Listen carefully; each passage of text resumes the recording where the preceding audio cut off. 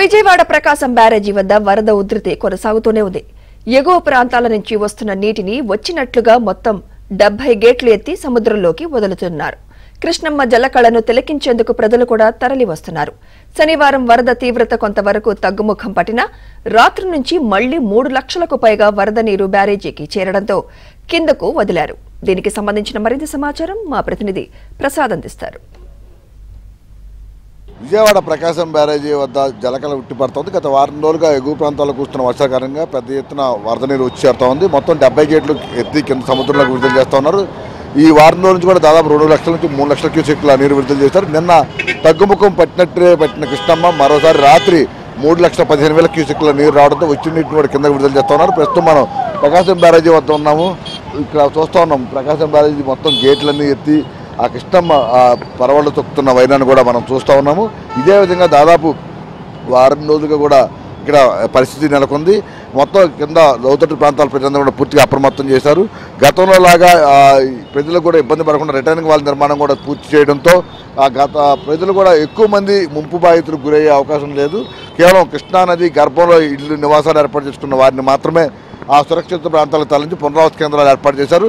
ఇక ఈ returning wall ద్వారా భారత్ దగ్గర నుంచి అంటే రాణిగారి తోట, తారక రామానగర్, భూపేష్ గుప్తా నగర్, గీతానగర్, రామలింగేశ్వర నగర్, యనమల కుదురు కరకట్ట ఇట్లా ఇన్ని ప్రాంతాల ప్రజలు దాదాపు వేలాది మంది ఈరోజు ముంపుకు గురవ్వకుండా ప్రభుత్వం చేపట్టిన చర్యలు సత్ఫలితాన్ని ఇచ్చాయి. ఇక ఈ వర్షాలకు సంబంధించి కూడా ఎప్పటికప్పుడు వర్షాలు తగ్గుముఖం పడతాయని భావిస్తున్నప్పటికి కూడా ఇంకా వర్షాలు కురుస్తూ ఉండటంతో వరద నీరు మాత్రం భారీగా వచ్చేరుతుంది. ఇప్పటికే శ్రీశైలం, నాగార్జున సాగర్ ప్రాజెక్టులు పూర్తిగా నిండిపోవడం, పులిచింతల ప్రాజెక్టు కూడా నిండిపోతున్న నేపథ్యంలో వచ్చిన నీటిని కూడా వచ్చినట్టు కిందకు విడుదల చేస్తూ ఉన్నారు. మరోవైపు పులిచింతల ప్రకాశం బ్యారేజీ మధ్యలో అనేక వాగులు వంకలు పొంగిపోలు వస్తున్న నేపథ్యంలో ఆ నీటిని కూడా ప్రకాశం బ్యారేజీ వైపు మళ్లించారు. దీంతో మొన్న దాదాపు 2.5 లక్షల నుంచి 2.80 లక్షల క్యూసెక్ల నీరు సముద్రంలోకి విడుదల చేశారు.